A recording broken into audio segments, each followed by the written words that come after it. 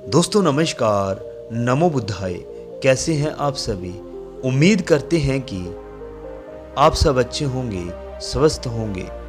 दोस्तों अगर आप भी चैनल पर नए हैं तो वीडियो को दिल से लाइक कर चैनल को सब्सक्राइब कर लें। तो चलो बढ़ते हैं कहानी की ओर। एक राज्य का राजा बड़ा ही परेशान था। उसके ऊपर बहुत सारी जिम्मेवारियां थी और वह अपनी इसी जिम्मेवारियों के कारण वह बहुत दुखी रहता था। उसके जीवन में एक पल भी सुख का नहीं था। राजा बस अपने जीवन में सुख चाहता था। राजा को राज्य चलाने की समस्या, लोगों की बातें सुनने की समस्या, ये सब कुछ उन्हें बेकार का झंझट लगता था। राजा चाहता था कि बिना किसी परेशानी के सब कुछ सही तरह से चलता रहे। फिर एक दिन उसके राज्य में एक बौद्ध भिक्षु पधारे। बौद्ध भिक्षु के प्रवचन सुनने के लिए लोगों की भीड़ लगी रहती थी। तब स्वयं राजा उस बौद्ध भिक्षु के पास पहुंचे और कहा, क्या आप मेरी समस्या का समाधान कर सकते हैं? उस भिक्षु ने कहा कि यह तो समस्या पर निर्भर है कि तुम्हारी समस्या कैसे है। पहले आप अपनी समस्या तो बताओ। राजा ने कहा, मैं खुलकर जीना चाहता हूँ। मैं इस राजपाट में दबा हुआ हूँ। मेरे ऊपर बहुत सारी जिम्मेवारियाँ हैं और इस कारण मैं जीवन में सुखी नहीं हूँ। अगर मेरा यह राजपाट नहीं होता तो यह जिम्मेवारियाँ नहीं होती तो मैं शायद खुश होता, कितना सुखी होता। मैं कृपया मुझे कोई ऐसा मार्ग बताइए जिससे कि मैं इस सारी झंझट से मुक्त हो जाऊं और मैं सुकून से जी सकूं। राजा की बातें सुनकर भिक्षु मुस्कुराए और बोले, यह तो बड़ा आसान है।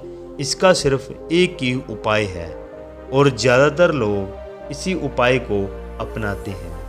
आप भी अपना लीजिए। यह सुनकर राजा ने कहा, जब यह इतना आसान है तो कृपया मुझे जल्दी से बताइए, वह उपाय क्या है? भिक्षु ने कहा, तुम अपना राजपाट मुझे देकर जिम्मेवारियों से मुक्त हो जाओ। यहाँ से चले जाओ अपना सुखी जीवन जीने के लिए।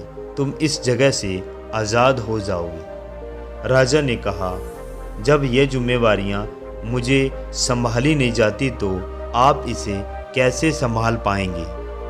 मेरी तरह आपका जीवन भी दुख से भर जाएगा। भिक्षु ने कहा, कोई बात नहीं, हम दुख उठा लेंगे। और राजा अपना राज्य उस बौद्ध भिक्षु को देने के लिए तैयार हो गए। उसने दरबार में सबके सामने भिक्षु का राज्य विवेश भी किया और खुद उस राज्य को छोड़कर चला गया। जाते समय वह अपने साथ कुछ धन और हीरे जवाहरात ले गया था। राजा अपने जीवन पर बहुत शांत स्वभाव के साथ काटना चाहता था, जैसे उसे किसी चीज़ का दबाव ना हो, किसी चीज़ का डर ना हो, कोई परेशानी ना आए। राजा जिस धन को लेकर राजमहल से बाहर गया था, उस धन से तो 1 वर्ष तक राजा आराम से गुजारा हो गया। अब राजा को चिंता और परेशानी होने लगी कि आने वाले समय में वह अपने जीवन में कैसे व्यतीत करेगा। तब उसने बचे हुए धन से कुछ व्यापार शुरू करने की सोची। फिर उसने एक छोटा सा व्यापार शुरू किया। उस व्यापार में राजा को इतना घाटा हुआ कि उसका जमा हुआ जो 6 महीने में ख़त्म होता था वह 1 महीने में ख़त्म हो गया। राजा के ऊपर और भी कर्ज हो गया था। राजा ने लोगों से उधार लिया और उसी कर्ज को चुकाने के चक्कर में उनके सारे हीरे जवाहरात सब कुछ बिक गए। वह सड़क पर आ गए। अपने दुखों को देखकर वह राजा इतना चिल्लाया कि यह दुख तो मेरा पीछा क्यों नहीं छोड़ते हैं। जिस दुख को दूर करने के लिए मैंने राजपाट सब कुछ त्याग दिया, फिर भी यह दुख मेरे पीछे ही आ रहे हैं। मैं अब क्या करूं? अब उसके पास खाने के लिए पैसे तक भी नहीं थे। इसी तरह एक रात वह भूख से तड़फ रहा था। तभी उस जगह से एक राज्य की राजकुमारी गुजरी। जब उस राजकुमारी ने राजा को देखा कि राजा भूख से तड़पते हुए उनकी ओर देख रहा है, तो राजकुमारी उस पर बहुत दया आ गई। राजकुमारी ने उस राजा को भोजन करवाया और पूछा कि आप कौन हैं।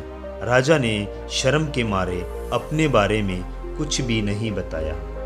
किसी कारणवश राजकुमारी को वह राजा बहुत पसंद आया, तो उसने कहा कि मैं आपको पसंद करती हूँ, क्या आप मुझसे विवाह करेंगे? मेरे पिताजी एक राजा हैं और उनके बाद आप मेरे राज्य के राजा होंगे। राजकुमारी की यह बात सुनकर राजा ने सोचा कि यह बहुत अच्छा समय है मेरी गलती सुधारने के लिए।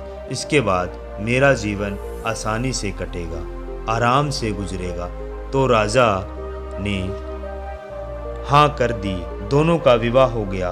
राजकुमारी के पिता ने एक दिन राजा को बुलाया और कहा कि हमने आसपास के सभी राज्यों को जीतने का मन बनाया है और हम चाहते हैं कि आप मेरी सेना का सेनापति बनकर यह कार्यभार संभालें। यह सभी राज्य जीतकर हम तुम्हें तोहफे में दे देंगे। राजकुमारी के पिता की बात सुनकर वह राजा बहुत परेशान हो गया और वह फिर सोचने लगा कि अच्छा खासा बिना मेहनत के बिना कुछ करे जीवन चल रहा था, अब बेचारा राजा क्या करे।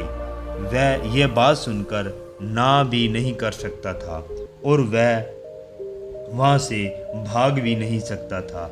जब एक रात राजा को मौका मिला तो वह युद्ध शुरू होने से पहले ही रात को महल से निकल गया और फिर अपने साथ कुछ धन लेकर दूसरे राज्य में चला गया और फिर वहाँ जाकर रहने लगा। कुछ समय बाद वह धन भी खत्म हो गया। उस पर खुद को पालने की जिम्मेवारी आ गई। इसी तरह जब वह मजदूरी कर रहा था तो एक दिन उसे अपने राज्य की याद आई। वह सोचने लगा कि मैं भला ठीक ठाक था, अपने राज्य में शान से जीता था। इसकी इतनी धन दौलत, कितने महल, इतने लोग उसके चारों तरफ घूमते थे। पहली बार वह मजदूर का जीवन जी रहा था। तब उसने सोचा क्यों ना अपने राज्य वापस चला जाए। फिर उस बौद्ध भिक्षु से विनती कर फिर से कहूँगा कि वह मुझे मेरा राज्य लौटा दे।